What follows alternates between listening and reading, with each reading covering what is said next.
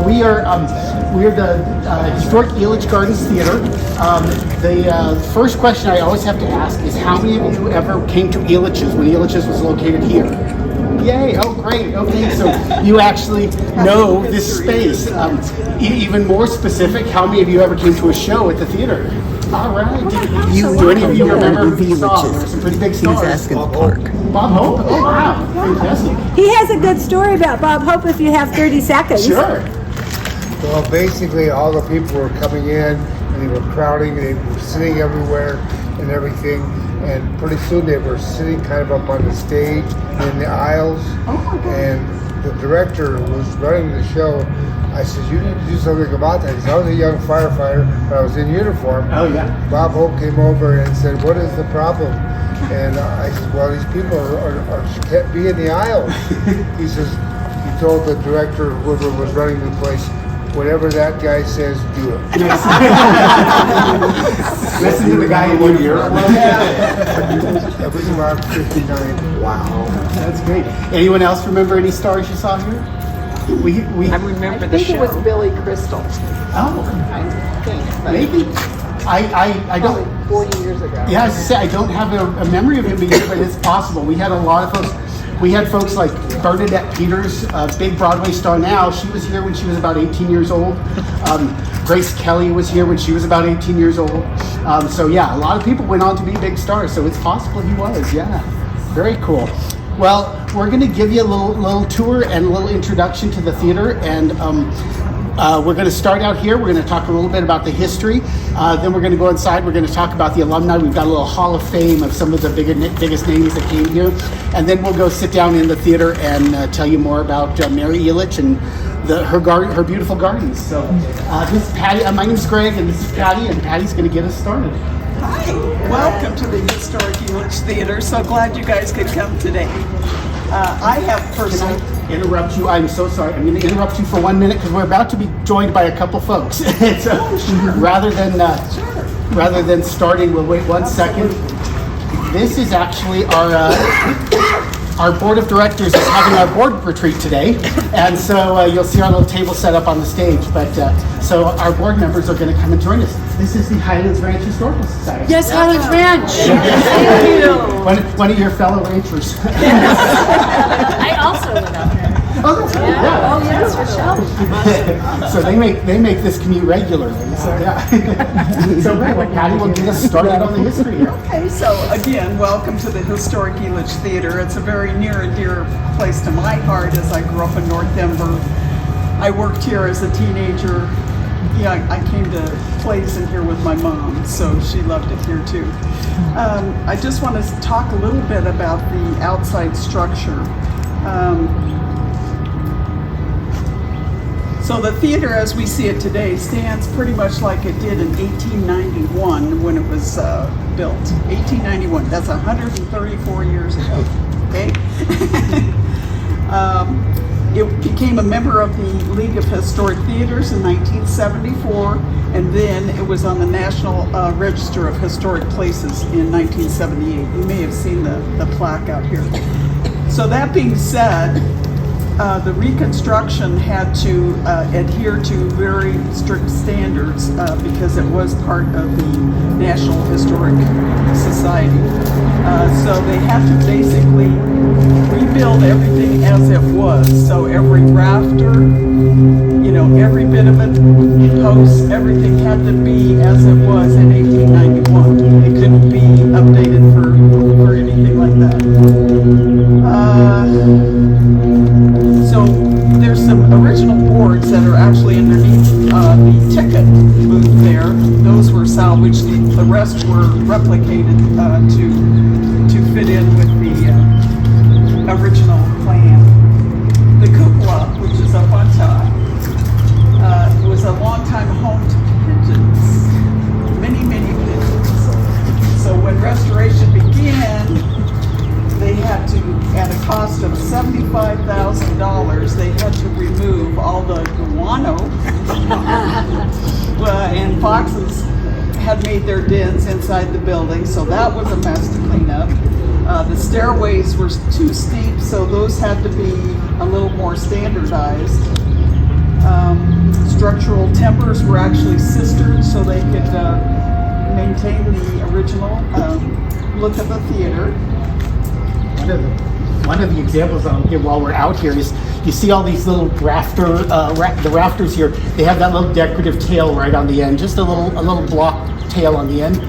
One of the best examples of the process is we weren't allowed to order, 200 of those mass produced. We had to order, I think those are like 2x8s maybe. We had to order a pallet of 2x8s, and then each one of those had to get taken down and traced and then put back up. So if this rafter is half an inch longer than this one, the replacement had to be that level of detail. That is the level of detail they require.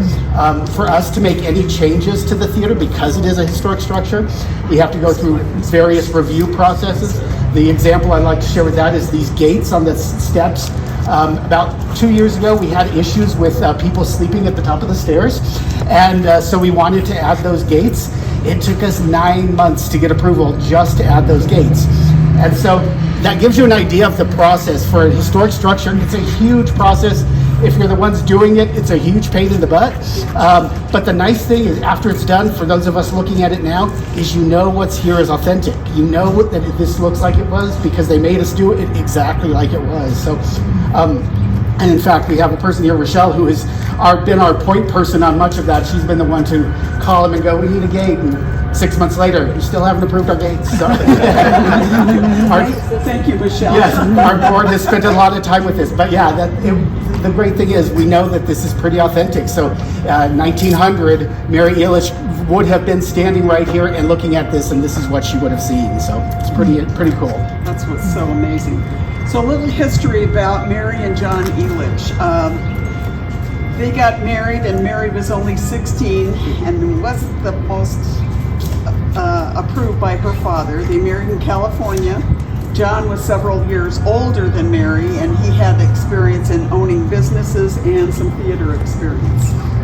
John and Mary left California. They were looking for somewhere that had trees, plenty of space for a zoo and gardens. That was their plan all way back then, way before things actually started happening.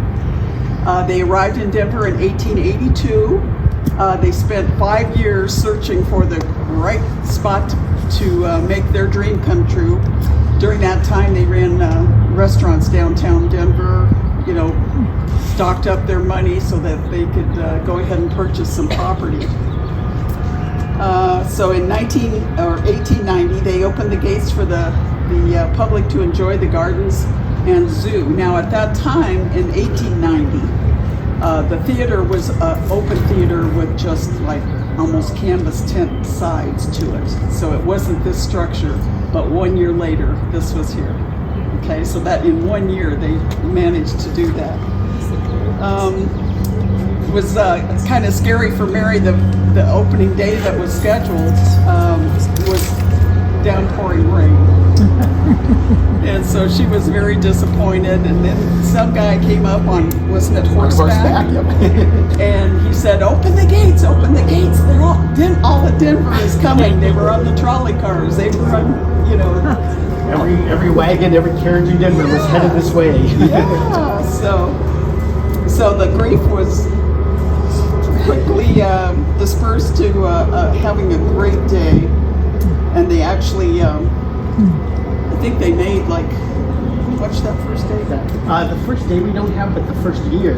First year, that's right. Yeah, the first year, their first summer, so May 1st to end of September, they made $35,000, which in today's dollars would be about $1 million. So in 1890, $35,000 was a lot of money they made in just about 5 months of their first 5 months in business. Okay, so what the park included at that time was animal enclosures. Mary got all of these animals, bears, lions, they had coyotes, they had 8 monkeys. ostriches. The bear pit was right about where that white pickup is. That's where the bear pit hung out. So let's see. Yeah, she'd get down in that bear pit and she'd interact with the animals for the customers. So she raised them from babies, so they knew they were well, they were fed well. She they never had any children of their own, so she was just all out about animals and children. That was her focus. She always said she didn't have children because the children of Denver were her kids. Isn't that sweet? Okay, so an Elitch farmhouse later repurposed as the Orchard Cafe. I don't know if any of you might remember that. And then the water was provided by the Rocky Mountain Ditch Company, which runs underground right now. Newspapers all over the states were advertising what a great place this was for families. You know, again, this was 1890. You know, this was before people had access to any kind of, you know, public entertainment venues in the area and things like that. So people were real excited to come. The first summer they held vaudeville productions here, and let's see. Oh, and they also had orchestra and band concerts to entertain everyone. She filled her zoo with all of her lovely animals, and even one of her lions was used as the model for the Chicago Institute of Art. So, artist, why don't you tell that story? Have any of you been to the Chicago Institute of Art? There's two big stone lions out front. They're known as like the Michigan Avenue lions, I think. They're pretty famous lions. So the guy got the commission to sculpt those lions, and apparently if you're a sculptor, you need to be able to like measure their legs and tail, and you need them to sit still so you can see the shadows and all of that. So he went around, he could not get any lions to sit still for him. And so finally someone said, go out to Denver, Mary Elitch's lion will do anything she wants. And so he came out here, Mary got her lion Rex to pose for him. He was able to go in, measure the lion's tail, and Rex sat still while he sketched him. And so yeah, Mary, in her biography, she talks about Rex is the model for those two lions out front of the Art Institute. So. I'm sorry. No, that's okay. And she has a couple of those stories of the some of her animals that went on to become quite famous. Her ostrich, she had an ostrich that would pull her around the park in a cart, and it became such a phenomenon. There was actually an article in a newspaper in London that had a picture of this crazy woman being pulled around by an ostrich, and so yeah, but her animals loved her. So. And she became very famous worldwide. She did. She really did. She was the only woman first woman, I should say, to run and operate a zoo and an amusement park. You know, so she was way before her time on that one. She had orchards of beautiful trees, fruit trees, vegetable gardens, and the greenhouses that brought her flowers to everyone in this area and across the United States. At one time, I think they were shipping 700,000 carnations to the East Coast. So that's a pretty good business. One of the largest carnation distributors back in the 1920s and 30s. Elitch's was one of the largest distributors in the country. Some of you that were here years and years ago might remember the beautiful clock that she had made with the flowers. Remember how pretty that was? Yeah. I loved that. And they had a garden that spelled out not to see Elitch's is not to see Denver. Yep. Spelled that out in flowers, and we attempted that. It lasted one summer. Yeah. When you're leaving, you'll see on our grass lawn over there, you can see there's still a circle there. It's really hard to spell things with flowers. It takes a daily landscaper to keep that up. Yeah, it takes a lot of work, and we did not have any of that skill, and so by the end of the summer, it just looked like pretty flowers, but you certainly couldn't get any words out of it. Yeah. So Mary, she established a Children's Day, and this was totally free. She had more than 2,000 children arriving, and she conducted the whole thing. She had crafts for them. She had fun-filled activities, and she provided lots of educational things for the kids, and that was a free thing. This was Mary Elitch. So she said one time she had 3,000 kids show up. 3,000 kids showed up for Children's Day, most of them without parents. Wow. She says that the parents would put their kids on the trolley and say, drop them off at Elitch's, and the kids would come and spend the day. And she had enough staff to cover it, and they had activities for all 3,000 kids. It's just amazing.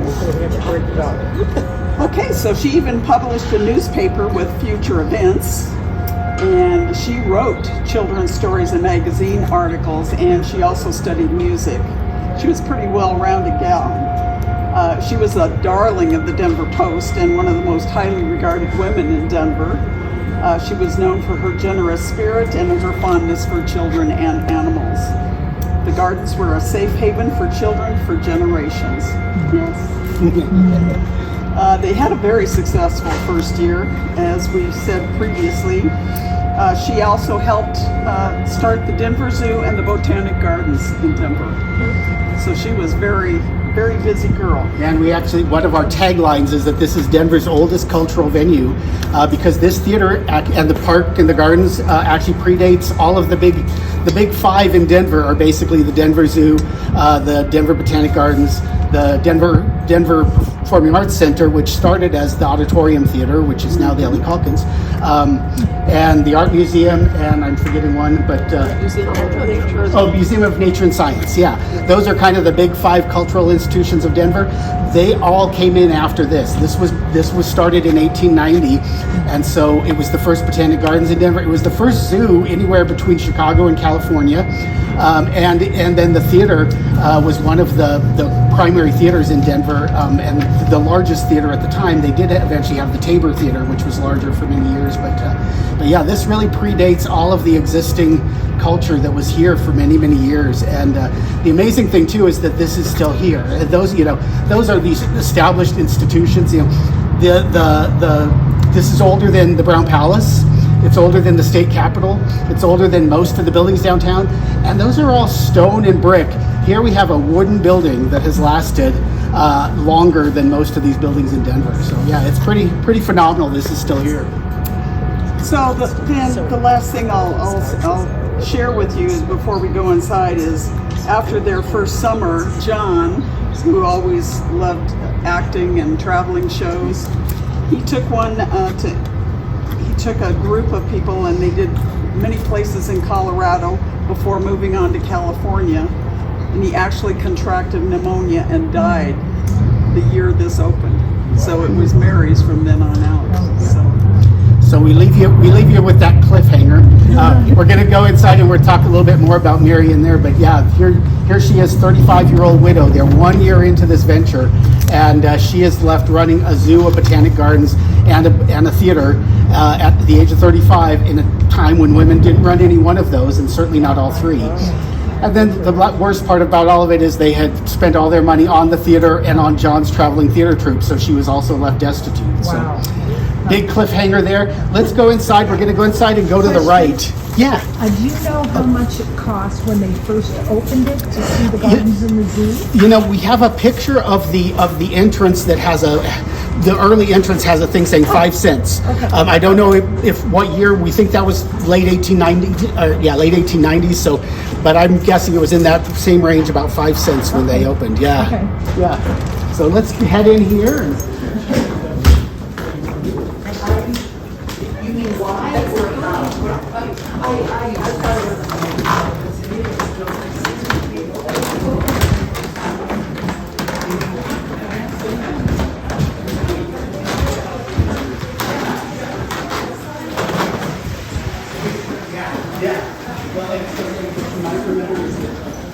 Later years, the parking lot was in the back, and there was that little ride that went out with the parking lot.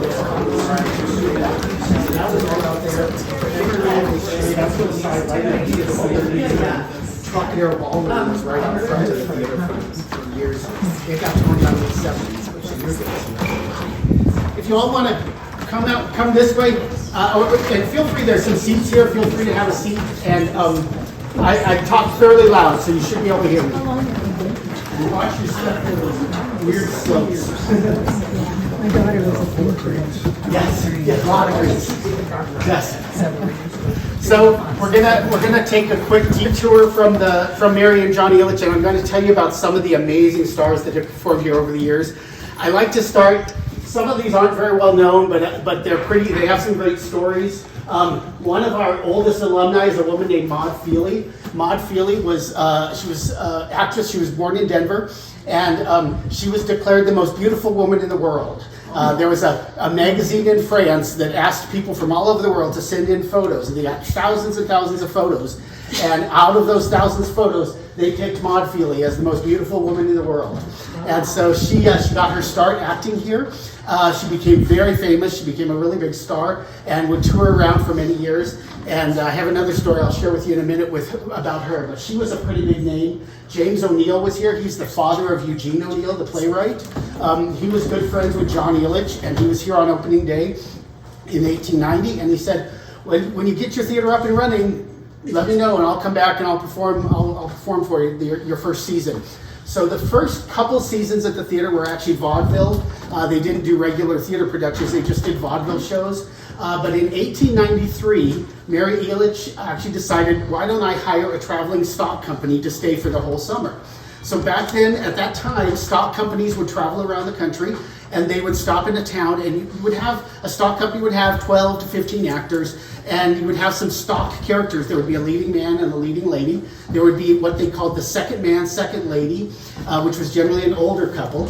And then you would have the juvenile and the ingenue, which would be a younger man and woman. And so those were kind of the 6 main characters of a stock company. And then you had extras who would fill in other roles. So they would come into town, they would do a show for the evening. The next night they would do a whole different show, same actors would do a different show, and then they might stay a third night and do a third show. So it was a way to get theater out around into communities where they didn't have theaters. And so these traveling stock companies had been traveling around and doing this for years. In 1893, Mary decided to hire one of those stock companies to come and stay for the whole summer. And so she had a stock company that came. They stayed for 10 weeks, and they did a different show each week. So the actors stayed for the whole 10 weeks.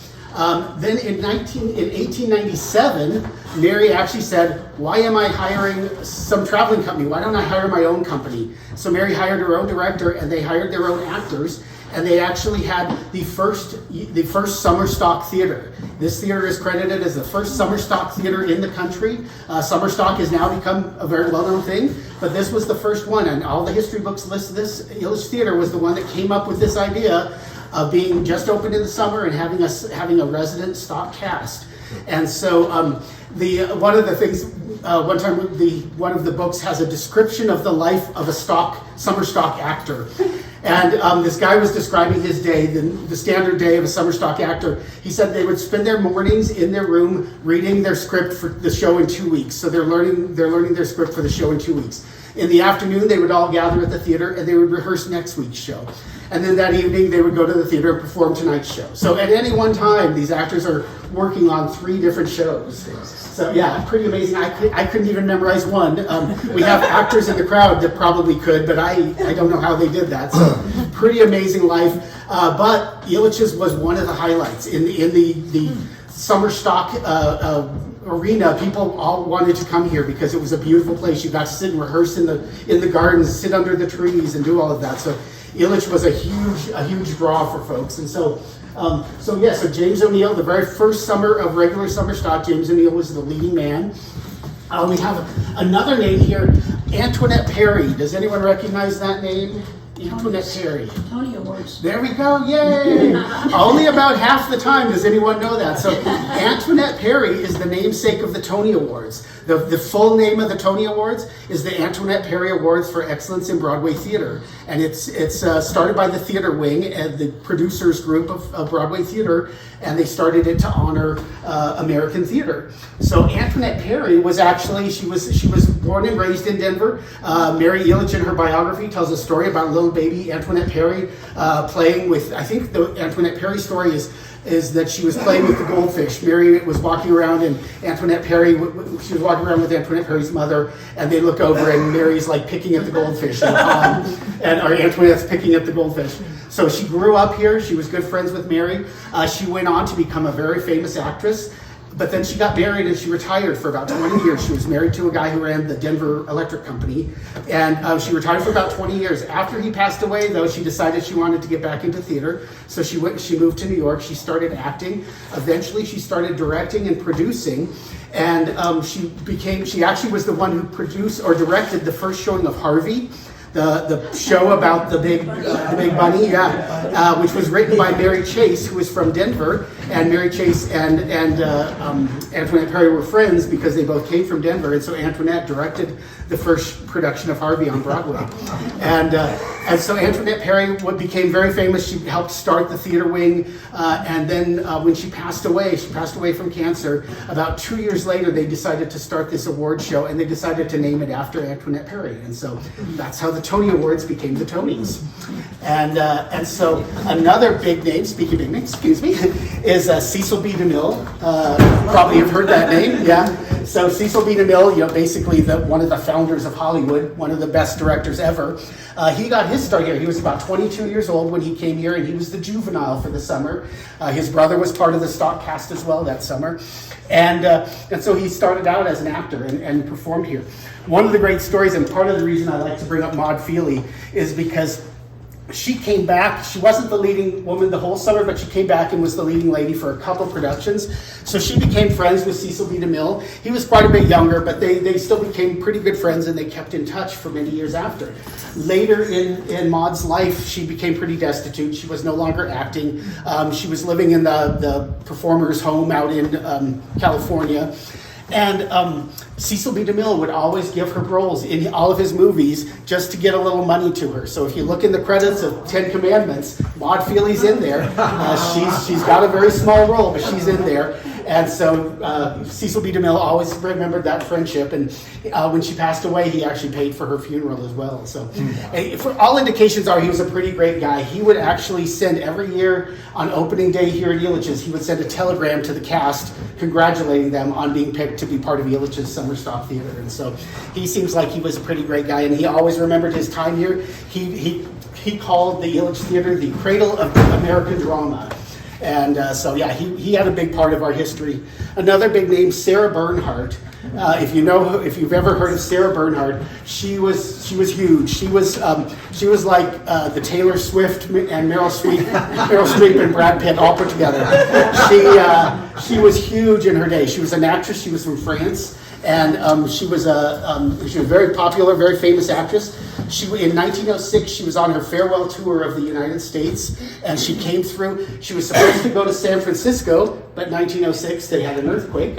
So she ended up, Mary Elitch called her up and said, come to Denver for a day, come here. So she ended up coming out here. She was just here for one day. She did a matinee and an evening performance. And the actors, they didn't do the summer stock that night. They canceled summer stock for Sarah Bernhardt's show.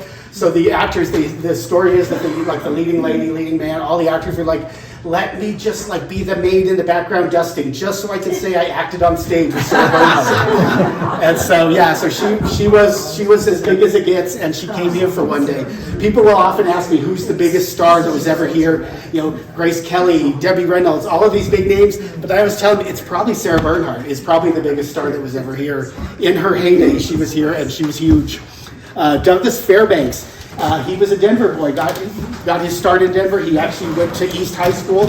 Apparently he got kicked out of East High School. The report says it was something to do with green paint on St. Patrick's Day.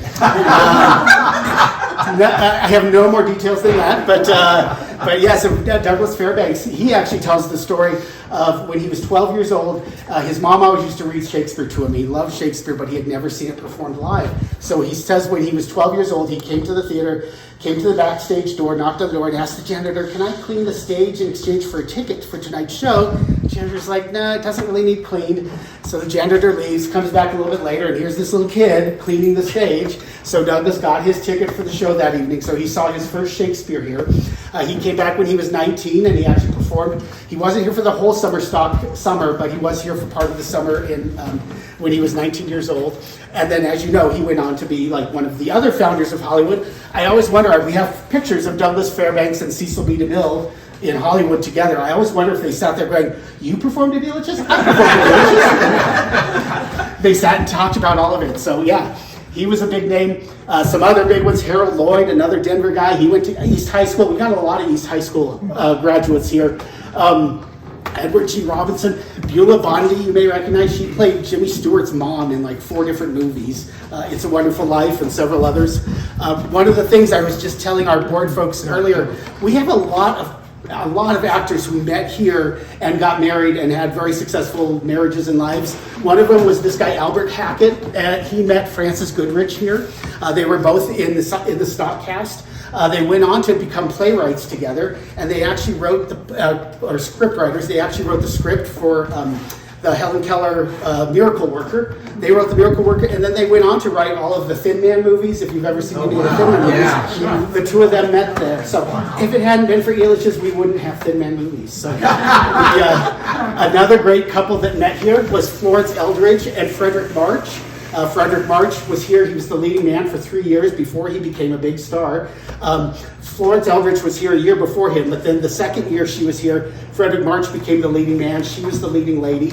They fell in love, and in fact, the theater did not allow married people to act together. They thought people would just think that's not acting; they're just a couple. And so they didn't allow people who were married to act together. So they ran down to Colorado Springs and got married. Thought they did it secretly, but the owners found out. So they fired Florence. They kept Frederick, but they fired Florence. Poor Florence. Of course. And so, right, of course. But yeah, and Frederick March and Florence Eldridge went on to be married, I believe, almost 50 years. They had a wonderful marriage.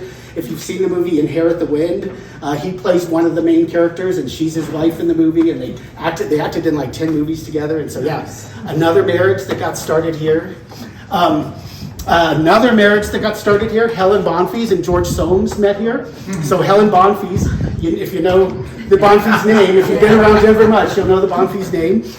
Those of you who don't know, Helen Bonfils' father, Frederick Bonfils, started the Denver Post. He founded the Denver Post, became very wealthy, partly due to some kind of shady tactics. There was apparently a lot of, well, if you don't want that story to run, I'll tell you what you have to do.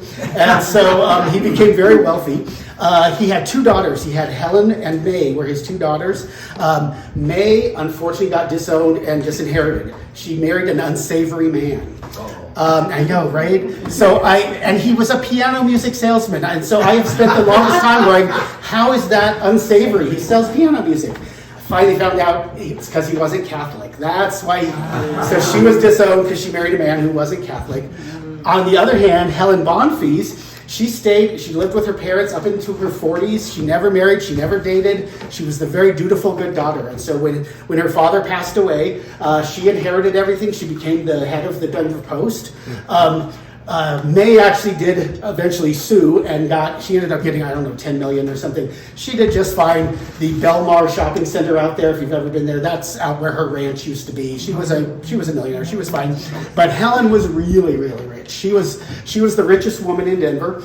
But the thing, she didn't ever want to run the Denver Post. The thing she always wanted to do was act. So within a year after her dad passed away, she came here and auditioned. She auditioned under the name of Helen Barton, and her mom's maiden name was Barton. She auditioned as Helen Barton, and she later said she didn't want anyone to know she was a Bonfils in case she failed. But she was apparently pretty good because she got hired for the summer stock cast. And so she ended up performing here for many years. The third year she was here, George Soames was hired as the director. The two of them fell in love, they got married, and for about the next 20 years, almost every summer, they would come back and he would direct and she would act. Occasionally, he would act as well. One of the great stories, they did a show called The Man Who Came to Dinner, and it's this show about this, I think he's a radio host or a writer, and he's this just horrible, obnoxious, awful person. And he's doing a tour around the country, a little promotional tour, and his agent really wants him to go and visit like this friends of his when they're in this small town in Ohio. So he's complaining that he has to go talk to these, hicks that he doesn't want to talk to. He gets to their house, steps out of his car, and he slips on the ice and breaks his leg. So he ends up moving into these people's house for 6 weeks. And he is just the most horrible man. He treats everyone awful. He kicks them out of the guy gets kicked out of his den, and the guy takes it over. So George Soames played this really awful, horrible guy. And Helen Bonfils plays the nurse. And the nurse is this poor, suffering woman who he just is horrible to. And so apparently the reviews of it talks about the fact Helen Bonfils' entrance into the show. He's sitting in his wheelchair on stage. And he goes, "Miss Bedpan, get out here!" And out walks Helen Bonfils, the richest woman in Denver. So it was apparently like a pretty, like the applause went on for like 15 minutes because people thought that was so great that he just called Helen Bonfils Miss Bedpan. But yeah, so the two of them came back many, many years. Helen has a big history here. Second to Mary Elitch, she is probably the most important figure to ensure that the theater is still here. In the mid-1960s, the owners of the theater weren't making money on it, the Gertlers, so they actually decided to tear the theater down. And they met with Helen and said, hey, do you want to lease the theater and you can be the promoter there and you can produce shows there? And Helen was like, no, I don't think so. I'm so busy in New York. She was producing shows in New York. And so she's like, what's going to happen? And they're like, we're going to tear it down. And so she's like, okay, I'll produce. And so she took over and produced here for many years. Her producing partner was a woman named Hala Stoddard. They had met here. And they became good friends, and so she and Hala produced here for many years. After Helen passed away, Hala continued to produce her with her husband, Whitfield Connor, who they also met here. Are you seeing a theme? There's a lot of love happening in this theater. But anyway, yeah. So Hala Stoddard and Whitfield Connor produced here all the way up until the end when the park moved. But yeah. So Helen Bonfils has a huge place here. Raymond Burr. Perry Mason was here. He was the leading man for like 2 summers. One of our other big names, Grace Kelly. Grace Kelly was here. She was just a young 18-year-old. She was the ingenue for that summer. And she actually, the story goes that she got a telegram while she was here saying, come out to Hollywood. I want you to be in this movie called High Noon. You're going to play Gary Cooper's wife. And she initially said no. She said, I can't. I have a contract. I have a contract through the end of the summer at Elitch's. I can't leave. Luckily, the leading man, that Whitfield Connor was the leading man that summer. Luckily, Whitfield Connor sat her down and said, check your contract. You have a 2-week out clause. Give your notice today and get out to Hollywood. So she did. She got out to Hollywood. About a year later, she won an Oscar. About a year after that, she was a princess. All because of Elitch's, right? It is all because of Elitch's. But actually, one of the really cool things is that, so Whitfield Connor, as I mentioned, he later became a producer here. And in the archives, History Colorado has all of the archives from the theater. In the archives, there's letters on Princess Grace letterhead, hand signed by Grace Kelly. Written back to Whitfield Connor. She always remembered that this is the guy who helped her get out to Hollywood. So she always kept that in mind and would write to him here. Another big name right next to her, Robert Redford. You'll see, on all of these photos, you'll see there's a date under their name. That's the first date they performed here, the first year they performed here. Many performed for multiple years, but we put the first date they performed here. You'll notice Robert Redford's is a little different. It's the only one that says circa 1957. That's because we don't actually have any proof that he performed here, but he says he did, so we're going to claim him. Robert Redford, I'm not going to fight with Robert Redford. Robert Redford, he said he was a theater student in Boulder, and he says that the summer after he dropped out of CU Boulder, he actually spent the summer working here. And so we don't know if he's not in any programs, so he didn't have a speaking part, so we don't know if he just had walk-on parts, or if he was an usher, or he worked backstage. We don't know what exactly he did, and sadly, he recently passed away, so we won't ever get that question answered. But he has said he worked here, so we will gladly claim him as one of our alumni. One of my other, my other one, I was saying that they all have that 1 year under them. The one other exception, Sylvia Sidney has 2 years under hers. The only reason I put both years is because Sylvia Sidney definitely has the largest span between her first appearance and her last appearance here. She first appeared here when she was a young woman, 1928, and then she came back in 1976. So a 48-year span between her first performance and her next performance here. She was one of our favorite alumni as well. Let's move to the other side. I'm going to speed this up so we can go sit down, but there's a couple more I want to share with you here.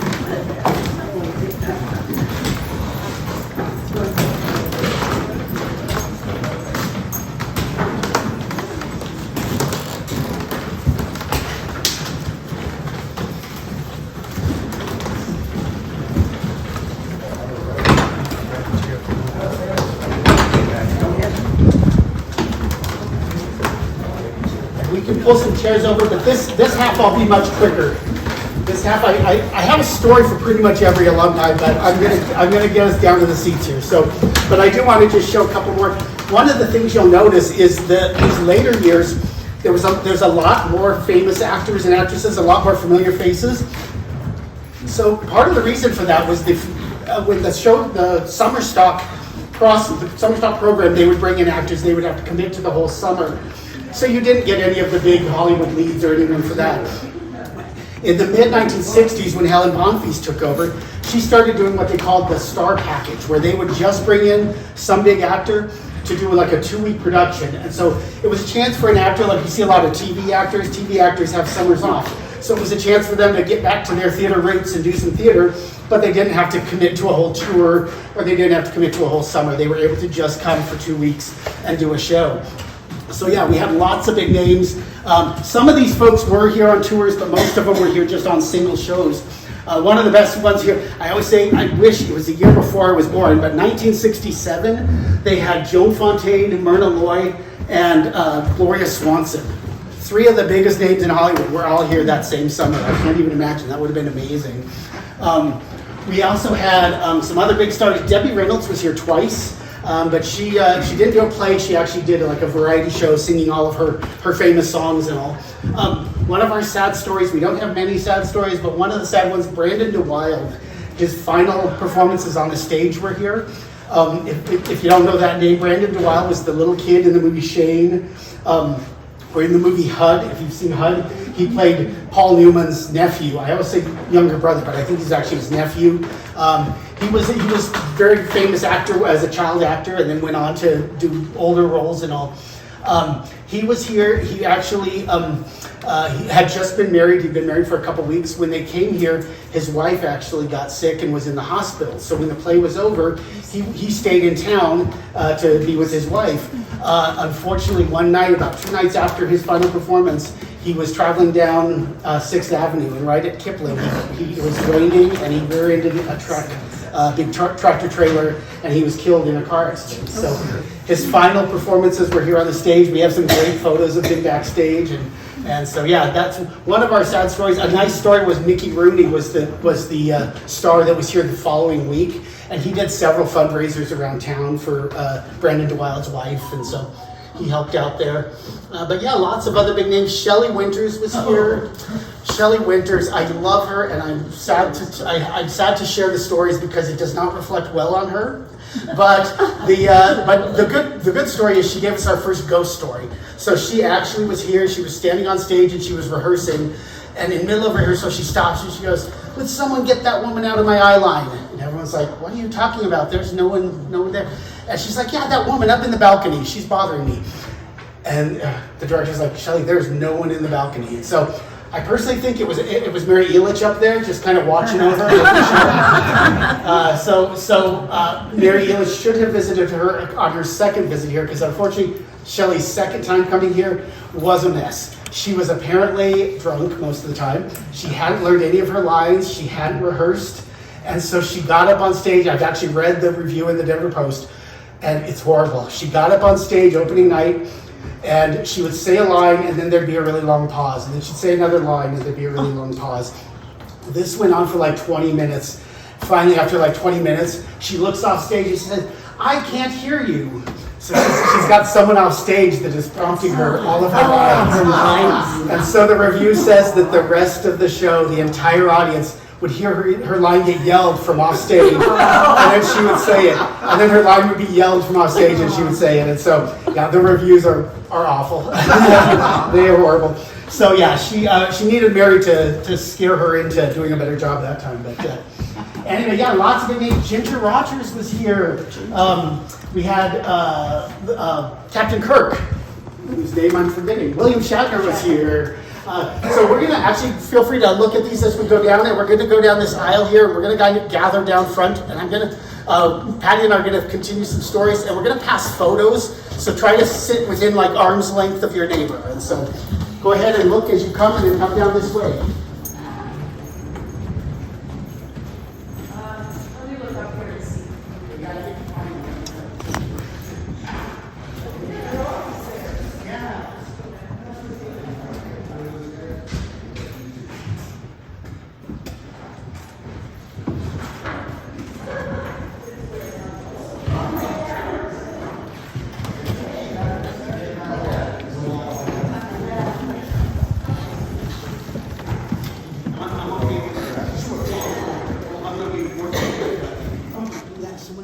photos. So I'm going to go search him back for a minute.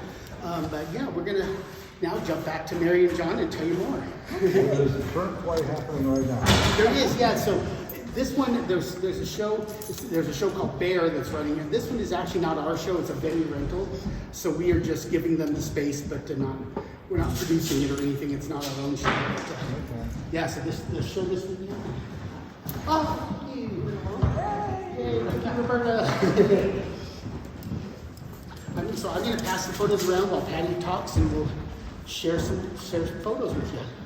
So, with history going forward after John died, in 1893, the silver crash happened. And if you know Colorado history, there were a lot of people here in that mining industry and contributing to the economy with lots of jobs and things like that. But at that time, everybody fell on hard times, and Mary actually lost the gardens at that time. But she was able to buy it back some years later and ran it for the next 25 years. In 1893, also, they had their first summer stock season. She had earned herself a high accolades in Denver, and beyond that, for being such a great businesswoman, because she was way ahead of her time, you know, in women entrepreneurship. She was just fabulous. In 1900, she actually married John Long, who ran the greenhouses. And they left for a 6-month honeymoon, but separated after a few years. So just wasn't John, I guess, you know. So the theater was enclosed, of course, and we said that before, for the second season. So it's the building that we're in today.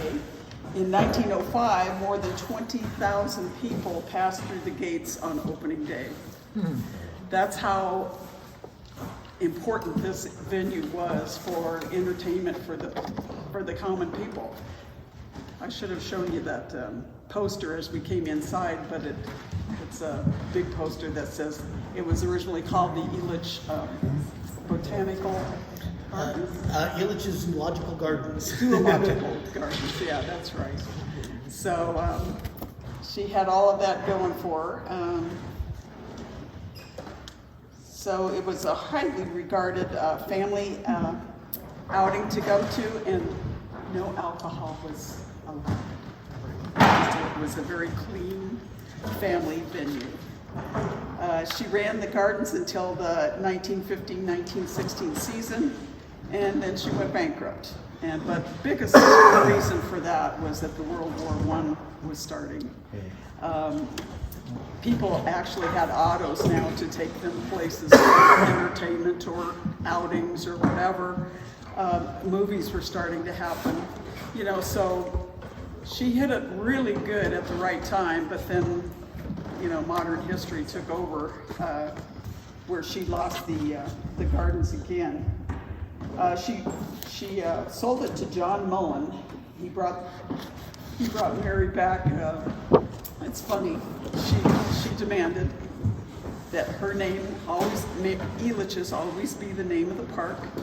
That she always had this box over here that for her and her friends, whoever wanted to come.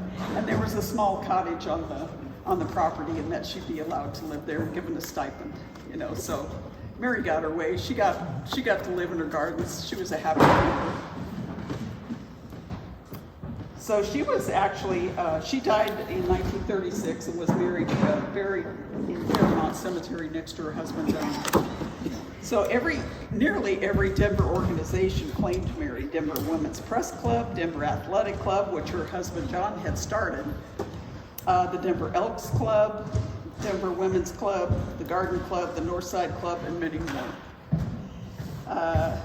There's photos, and you probably will see, of Mary running around in her rubber-tired roadster. Actually, pictures that ended up in London, Vienna, Paris, and Calcutta of this woman that had started this, you know. John Mollefeld ran the gardens until his sudden death in 1938. Then his son, Arnold Gertler, took over. His sons, Jack and Bud, later joined the operations. So I actually, as a teenager, worked here. And we were always on the lookout because one of the, I think it was Bud Gertler would be walking by, you know, we all, I can remember that very well. What year did the amusement park leave the facility? 1994. 94. And what was the reason? I can't remember 94, 95, but then opened up 95 or 96 then.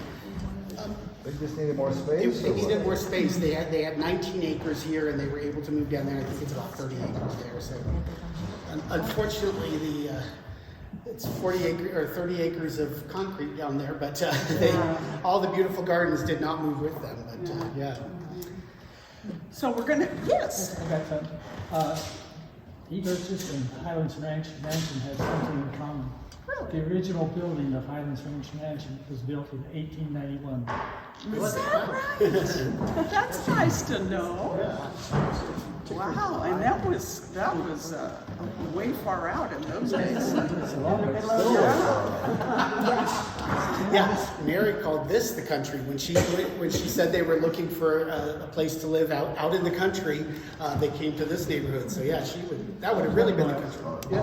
Yeah. Yes, ma'am.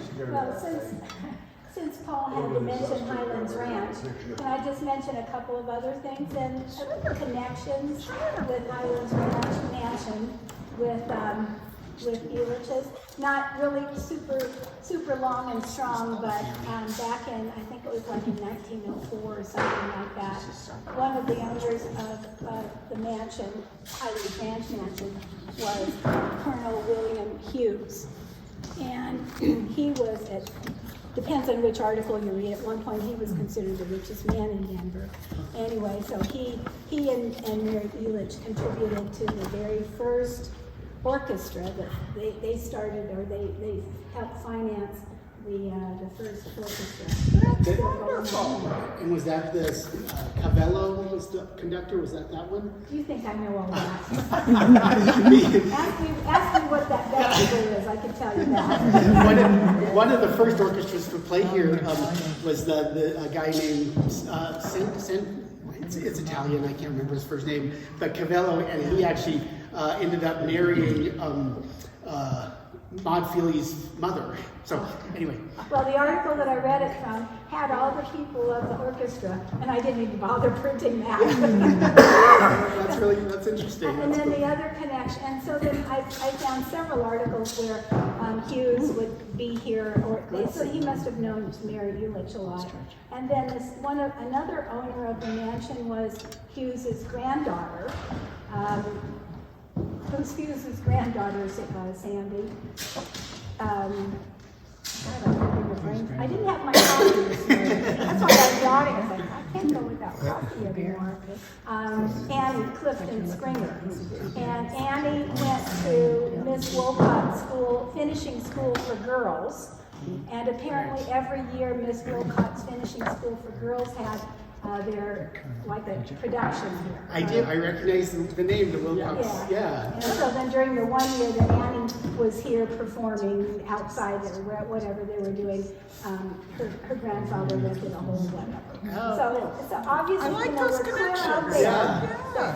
Those are great connections. Okay, so I'm just going to go briefly over a timeline since it will give us some kind of an idea of what happened in the first, from 1890 to 1994. So 1890 is when Elitch Theater opened. Again, I said it was open air with canvas sides. 1891, a roof and permanent sides were added, and the theater opened for the summer. The Boston Opera Company performed musicals and light opera, vaudeville plays, and of course 1891 is when John died. 1893, the Frank Norcross Company was hired for the full season, and then the silver crash happened, and Murray had to sell but regained it later. 1894, the Anne Hathaway curtain was installed and remained hanging for nearly 100 years. And can you give some history on that? Yeah. Excuse me. Yeah. So this Mary Elitch actually had this beautiful curtain made. It was Anne Hathaway was Shakespeare's wife, And Johnny Elitch was a huge Shakespeare fan, and so after he passed away, Mary commissioned this beautiful drape. It was basically the asbestos drape. Back in the day, they would have a curtain that whenever the theater wasn't in use, an asbestos curtain would hang down to keep, in case there was a fire, the fire wouldn't spread from auditorium to backstage or vice versa. So this Anne Hathaway curtain was the curtain that would be down most of the time when the theater, they would raise it up about 15 minutes before the show, and they would have an actual curtain that would be used during the show. But yeah, this Anne Hathaway curtain had this beautiful forest scene on it, and in the middle was a little picture of Anne Hathaway's cottage. And so that curtain we actually had for over 100 years. It hung here. When the park moved downtown, the theater was boarded up and closed up for about 10 years. And in that process, we had a bunch of leaks in the roof and a big leak right over that curtain. And so most of the curtain tore. We put it away, we wrapped it up and put it away to try to save it when we were done with the construction. And we actually got it out and started to unwrap, and there was all this dust flying everywhere. Turned out it wasn't dust, it was the paint. 1893 hand-painted curtain. The paint was not meant to last 100 years. And so we had a woman here who was an expert on historic theater curtains, and she was saying, yeah, you were lucky it even lasted 100 years. So sadly, we were very sad to see that one go. It was pretty special. Yeah, it's hard to lose history like Yeah. that. So in 1896, Thomas Edison, who we all know, showed his new invention, the vitascope, in this theater. Those are the first, these were the first films shown west of Chicago. 1897, the Elitch Gardens Theater Company was formed, making Elitch Theater the first summer stock theater in the country. 12 box seats were added to the theater. And you can see where the box seats are. Yeah, and now there's 8. There used to be one right up there. There was a third one up top, and then there was a third one down below in the front. But that one was just too crowded, and this one had a horrible view because you were all but under the stage. And so they removed those ones I think it was pretty soon, like within a couple years after they were put in, they removed those 2 boxes. Okay, and then in 1899, to start the season, the zoological was dropped from the name, and it officially became known as Elitch Gardens. Many changes were made, so she had to get rid of all the animals. That was one thing. There were electrical equipment, were replacing gas fixtures, so that was a good thing. 200 additional seats were added. The original seats are these 2 small rows down here in the front center. Well, and actually these 2 are the very original. These are the chairs from 1890. Yeah, we got those about 2 years ago. We got the Wheat Ridge Historical Society called us up and said, we've got these 2 chairs in the barn that everyone has said are Elitch chairs. And I ran over there and I was like, oh, I don't recognize them. And then I realized we have a photo. One of the photos of the Anne Hathaway curtain has these double bench chairs in it, just like this. So those are actually, and we finally got them displayed since our last tour. We got them out here. So those are the original 1890s chairs. Those are even older than the theater. Even when the theater the first year was kind of basically a tent, those were the chairs they used. And then, yeah, 1899, they put in these wood and iron ones down here. The balcony still has those chairs up there. And then these, 1940, right? Yeah, these were 1940s. You can see there's a little kind of Art Deco look on the side of them. So yeah, these were put in the 1940s. Okay, so from 1904 to 1905 is when many of the rides were added to the park, including the famous carousel. Yes. Yes. So yeah, over the years, the carousel, there's been 3 different carousels. The very first one was actually a steam-powered carousel. But yeah, of the 2 really famous ones, 1905 was the first one. It was PTC number 6. So there's a company called Philadelphia Toboggan Company that makes carousels. I don't know why a toboggan company makes carousels, but Philadelphia Toboggan Company is really famous. There are entire books about it. There are websites about it. They made carousels. They made hand-carved and hand-painted carousels, these beautiful carousels. And so their very first, their 6th one off the line came here and was the first carousel here in the early 1900s. It was here until about the mid-1920s, and then in the 1920s there was new technology.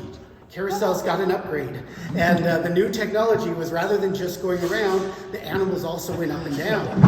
And so Elitch's had to have the fancy newest technology, and so they decided to sell PTC number 6 and get a new one to get a replacement. PTC number 6, their original carousel actually got sold to Kit Carson County out in Burlington. And so if you've ever driven out there, there's the Kit Carson Carousel. That has actually got its start here at Elitch's. It was first on these grounds here. The funny story is actually that so they bought it in mid-1920s, they bought it. The county commissioners paid about $1,500 to buy this carousel. The next election, they all lost their election because everyone was so mad that they spent money on a stupid carousel. And so, and it sat in storage for years and years, but years later they restored it and now it runs, and runs all summer long. It's a beautiful one. But yeah, it's still out there. It's actually one of the unique things that's kind of infamous among carousel people because it runs really fast. Like, if you've ever seen it, it really goes fast. You would think it'd be like throwing kids off as it's spinning. But yeah, it's kind of unique for that. But then eventually, when they got their new one here, PTC number 51 is the one that replaced it here, and that one is the one that is still down at the park today. It's actually they're still in use. When the park moved down there, they restored it. But they left the carousel cover. They left the carousel shell here. That was part of the historic designation, was that they had to leave that here. And so, but yeah, that carousel is still in use. And in fact, I keep thinking we need to go and tell them. So the first year here was 1926. So next year is the 100-year anniversary for that carousel. And I don't know that Elitch Gardens pays much attention to their history, so we need to go tell them, your carousel's 100 years old next year. And we had several events in that carousel. Yeah. This summer we did some free concerts out there. Yeah, it was great. Yeah. Beautiful. Okay, so that brings us up to about 1916 when Mary Elitch sold the park. Of course, that was into World War I. And she sold it to John Mulville, whose family ran the park for the next 80 years. In 1917, the Trocadero Ballroom was added to the park. Do you guys remember the Trocadero? Did you go dancing there? Yeah. Beautiful place, beautiful. We hear as many Trocadero stories as we do theater stories. Like, it was one of the gems of Denver. It was a grand ball. All the big names passed through. The Dorsey brothers, Jimmy and Tommy, and Glenn Miller actually didn't. Glenn Miller, he's a native of Colorado, born in Fort Morgan, and he's one of the only band leaders who didn't. Did they give tours of that? It got torn down in the mid-1970s, so it got replaced by a skee ball. tore down this wonderful piece of history. It just, by the 1970s, people weren't really doing a lot of ballroom dancing, a lot of formal dancing. They tried to repurpose it. There was a Beach Boys concert in there. And they did some other stuff, but they just weren't able to really make money with it. And so they ended up tearing it down and putting in games and concessions that made much more money. So what were the years? So it was built in 1917 and it was torn down in 1975. And there's some great stories. Benny Goodman came here and flopped. He was a total failure because his music was too new, too young, and so he ended up too jazzy. He performed one night and it was a total flop. And in his biography, he actually talks about like it was his worst concert ever, and he couldn't figure out why Denver hated him so much. And someone was like, Denver's just not ready for that yet. And so Benny Goodman was a flop here. And one of the ironies of that is the Jazz at the Troc series that were done in the Trocadero. Yeah. Years later, traditional jazz, one of the all-time great series. Jazz at the Troc, actually they put out albums every year with the songs. Fantastic. And they used to have a thing, it was called Sunday Night at the Troc, and they would actually broadcast live on KOA radio. And back in the day, back in the 40s, 50s, 60s, I don't understand it, but AM radio carried a lot further. There was a lot less interference. 50,000 watt voice at the rock. Yeah, exactly. And so back in their heyday, the Sunday Night at the Troc, the signal could carry. They covered about 30 states, so the western half of the United States could all listen to live jazz from Elitch's on every Sunday night. So yeah, it was a big deal. That is so cool. Yeah. So then that brings us to 1918 and 1919 when the park was closed during the war and due to the recession. It was 1923 before opening the season. Several major renovations were completed. The balcony was raised by 4 feet. The rise of the main floor was elevated. 300 seats were eliminated actually to allow more room between the aisles and rows of seats. Now, myself, being on the tall side, I'm not very comfortable in those seats. My knees hit the seat in front of me, but people were a lot smaller then too. Okay, so 1928, as Greg already said, the carousel was sold to Kit Carson County. 1936, Mary Elitch passes away, and of course she's buried with John out in Fairmont. In 1940, the first floor seats were replaced with the new leather upholstered seats, which remain today. Many changes came to the theater in 1954 from the generosity of Helen Bonfils. The large Sky Fly House in the back of the stage, which we'll go up and look at. It was the biggest one of its kind back in those days. She also housed dressing rooms with hot and cold running water, a prop department, a carpenter shop. Electrical, plumbing, and upgrades were made to the theater, including footlights on the stage, state-of-the-art hemp rigging, tied up all the catwalks, screen paintings. So this woman did so much for Elitch Theater. 1963, with the burgeoning popularity of television and movies, the theater switched from 63 years of summer stock to successful star-centered performances. 66 to 69, ticket stubs from these dates were found in the old wall, and prices were $3.90 and $4.25. 1975, the Trocadero Ballroom was torn down, which we've already talked about. 1978, the theater was added to the National Historic Registry, and was also stated to be the oldest summer stock theater in America. 1987 was the actual last season for the Elitch Theater. The summer play started out with the play of Nonsense with Mary Jo Catlett, and it also ended that year with the same play. But in 1991, to celebrate the 100th anniversary of the theater, they reopened for a special run of the show, The Robber Bridegroom, starring Patrick Cassidy. And then the theater closed and sat vacant for 11 years. And 94 was the last year for the amusement park, and 95 is when they switched to downtown Denver. We'll have to, when we go on the stage, one of our board members, Roberta, who was with us earlier, she was in that final production of Robber Bridegroom. That was the final show done here prior to it closing, and so. Yeah, she was hung out with Patrick Cassidy. He was the star of it. And Shirley Jones was here, and she actually watched the show. So we're gonna head up to the stage. Any questions before we head up, though? Any questions there? So we're gonna head up to the stage. Because we have a production going on, there are wires and props and things everywhere. It's a show that mostly has young 20-something actors, so you will see their dressing tables are a mess, and not that adults wouldn't do it too, but it definitely looks like the kids took over. And so watch your step as we walk around, because there are cords running everywhere. We're gonna go down this hallway. There's a little bit of a lip to it, and so just there's like a 2-inch lip at the end that you step up and then step back down onto the stage. So just watch your step as we head down the hallway here. And you know, this theater has a step at the end of every aisle, so just watch your footing. A little trip hazard.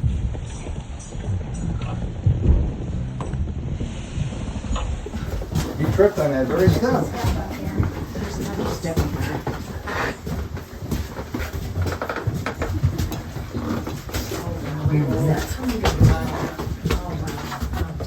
I'm just surprised. Oh, they did. Oh, okay.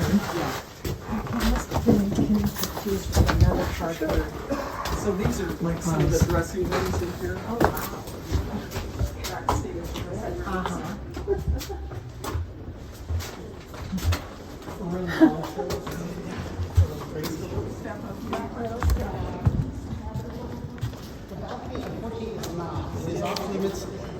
Well, the big thing is we have to do a bunch of engineering reports before they'll let us open it up. Our architects assure us it's going to be fine and it'll pass all the tests.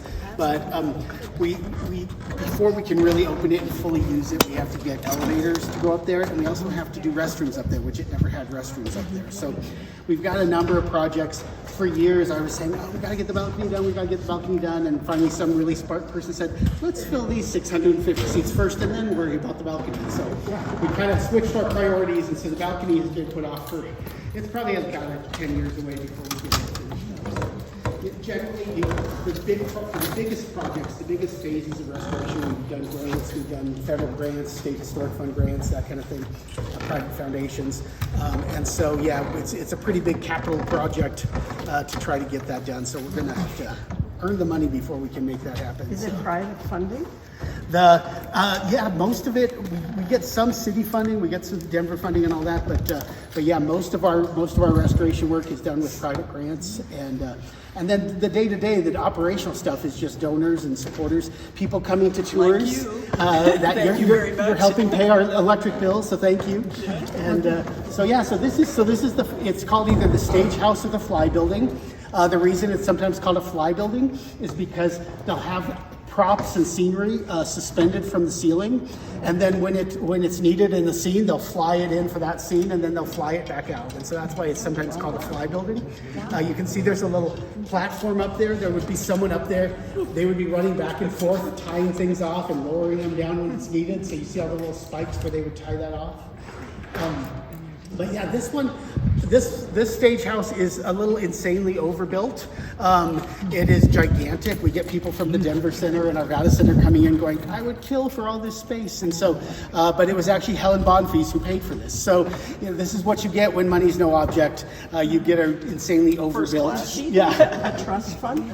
I'm sorry? Did she leave a trust fund? So she didn't leave a trust fund, but she held the mortgage on this, and when she passed away, she forgave the mortgage, and so the Gertler family owned it outright after that. So unfortunately didn't leave a trust fund. That would have been nice. But yeah, so she helped put the money into building this, and so this was built in the mid 1950s. So that's why it's a little newer. The cinder block and all, you can tell it's newer than the actual wooden theater building. One of the other kind of unique things is this back here. It's a paint easel, and below that big easel is a pit, and so the pit goes down about 20 feet, and so normally when you're painting scenery, you either lay it on the ground and paint, or you climb a ladder and you paint the scenery. This actually lowers down. That's what the big wooden wheel is. The easel lowers down into the ground, so you can just stand at regular height and paint, and then you raise it up a little more and paint some more and raise it up a little more. And so yeah, it's a really handy, really smart invention. I have my sad story about that is that I thought it was like this amazing special thing. We had this woman here. She was a theater expert, and she came in and she said, I've only ever seen 3 of those. There's one in London, there's one in New York, and now there's yours. And so for years on our tours, I would tell people this amazing story that this is one of 3 in the world. And then on one of our tours, someone was like, oh, Laredo Heights has one of those. And someone else was like, oh yeah, the theater downtown has one of those. I was like, oh shoot, it's not as special as I thought. But it's still pretty cool. Whoever came up with the idea, it's pretty brilliant. So yeah. So as a child, I remember, I'm looking at some of these old props back here. The soldiers, they stood guard over Kittyland. I don't know if you guys ever remember that. Because there's the sign. Just so you can look around and see the different things that came from the old park. But I'd like to talk a little bit about the restoration of the building. In 2002, the Theater Foundation formed to pursue the restoration and preservation of the theater. So that was 2002. 2007, roughly $5 million was raised for phase 1 of the restoration, which included the meticulous, historically accurate reconstruction of the exterior of the building, which we've already talked about. And this included laying a concrete foundation under it. There was not a foundation under the theater before then. They did under the exterior walls, the roof, the gable, The main entrance and exterior walls were replaced and painted.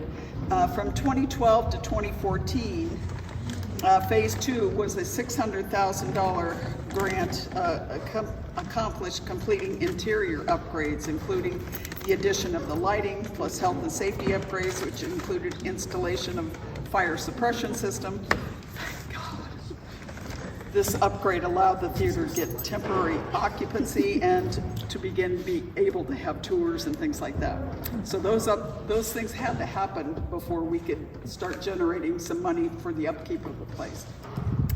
2020, following a horrible storm in 2018 that caused approximately $800,000 in damage, the board used insurance money and a grant from the Denver Urban Renewal Authority and a grant from the State Historic Fund to complete Phase 3, which included a new roof, new restroom, interior painting, and exterior landscaping. And then in 2022, the foundation offered free outdoor movie showings. So that was our start in our walk back into production. So 2023, the interior was sufficiently restored. We started having indoor movies and, tours and things like that. 2023 had high hopes for its Phase 4 progress, expecting to offer live shows in the summer of 2024, which we did. And so, in fact, as we were sitting out there and we were discussing the Robber Bridegroom, and I mentioned we have a board member who was in it, Roberta. And I think Roberta, I always tell this story because I just love it. I think Roberta played a tree and a waterfall. Yes, I did. With Broadway actors. Leo Burmester, who is no longer with us, unfortunately, but he was in The Abyss, the film The Abyss, but he was the original Thénardier on the West End in Les Miserables. Oh, wow. And he was on this stage with me, and then another Tony-nominated actor, Rachel de Benedette, was also here. So pretty cool. Yeah, I still want to see it sometime. I can't even imagine a tree and a waterfall. I love that. So. Yeah, it's very cool. But yeah, so that was with Patrick Cassidy. The final show on this stage in 1991. As 100th. As a celebration for the 100th anniversary. And then the theater closed up for about 10 years, and then it reopened. And so then, as Patty just said, last year, 2024, we had our first full live productions back on the stage. The first show was a one-woman show about Helen Bonfils. So that was a fitting reopening for our stage. And then the first major production, major show, major musical on our stage, Roberta actually directed and brought in her theater group to do Secret Garden. It was a wonderful show, like 40 actors. It was phenomenal. It was a huge Did you thing. see it? Awesome. Yeah, it was very cool. Also, shameless plug, we're doing Annie in Highlands Ranch. So I gave you a card. If you want cards for that, let me know. But that's the end of this month, down there. So we like to say that we go from Highlands Ranch to the Highlands. Yeah, so Wesley Players, they've now done 2 shows. They came back this summer and did the dining room. And so Wesley Players are in your neck of the woods. So if you can't make it up here for a show, catch them down there in your neck of the woods. So we just wanted to do the conclusion. Okay, so now we've come to the end of our tour. Do you have any questions or comments that you would like us to try and answer? We've heard rumors of ghosts. See? Chris, you have to come talk about the ghosts. They're asking about ghosts. Well, first of all, did everybody, do this for Mary today? Everybody say, hi, Mary. We do. Come on. I gotta hear you. Hi, Mary. She's definitely here watching over us. Yeah.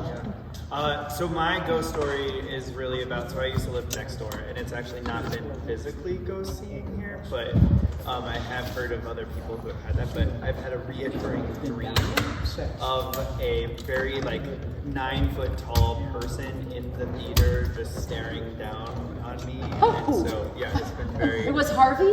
I don't know. But the other thing was, underneath this stage is where the sump pump is, and I had to change that, and so I was down there, and I had to come upstairs and get some tools and go back downstairs.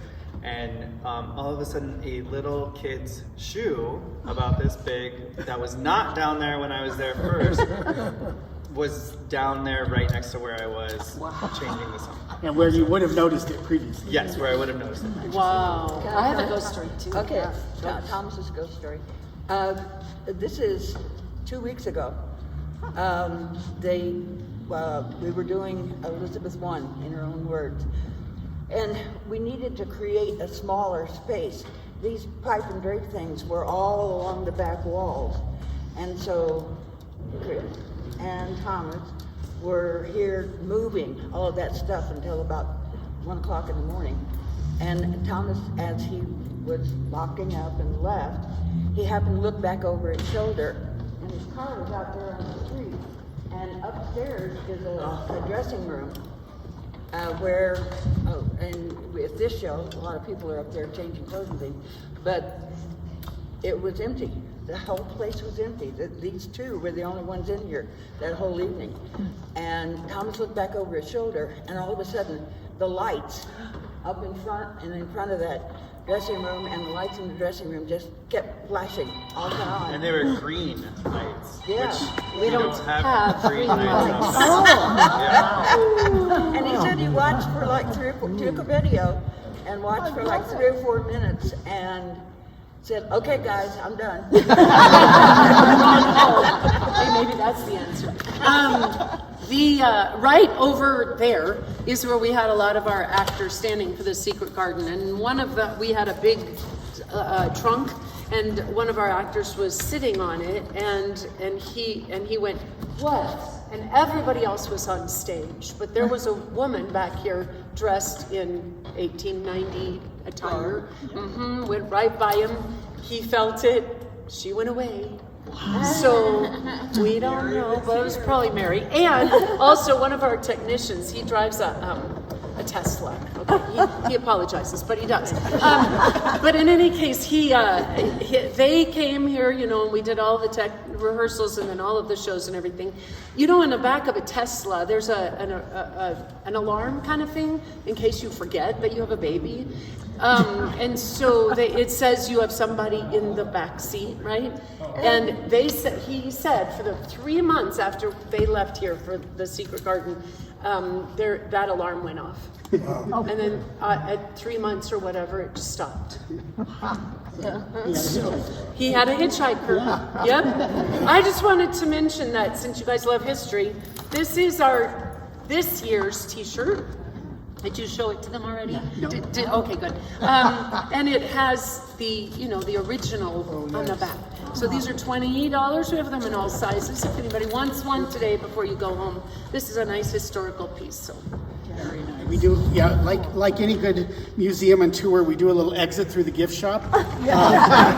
We don't so much have a gift shop as a table, but yeah, we do. We actually, a lot of the tour a lot of the information and the stories come from Mary Elitch's biography. She had a biography that she helped write back in 1932, and it's very limited editions. Basically, when a copy comes available, it sells for like over $100.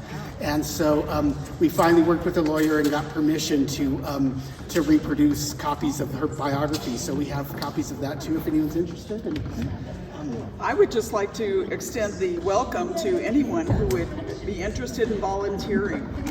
This place is run by volunteers, a lot of it, and there's all kinds of things: tour guides, cleaners, set up for events, concessions that we sell.